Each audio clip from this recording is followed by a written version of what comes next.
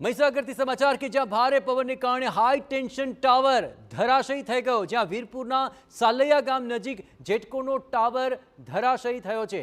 મોડી રાત્રે આ મોટી ટાવર પડી ગયો અને મોટી દુર્ઘટના જોકે ટળી છે, પણ જેટકો દ્વારા તાત્કાલિક વીજ પુરવઠો બંધ કરી રિપેરિંગનું કામ શરૂ કરવામાં આવ્યું છે।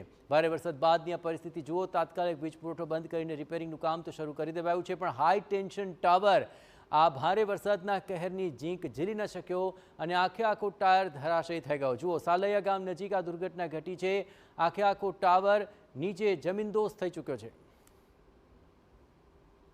બાજુ ઝાડ અને થાંભલા આટલા એરિયામાં જ પડ્યા છે, એટલે એવું કહી શકે કે ચક્રવાત અહીં આવ્યો હોય આટલામાં અને આ ટાવર કોલાપ્સ થયો હોય। એટલે રાત્રે જ અમે એનો જે વીજ પુરવઠો તો રાત્રે જ અમે 2:30 વાગે ચાલુ કરી દીધો હતો।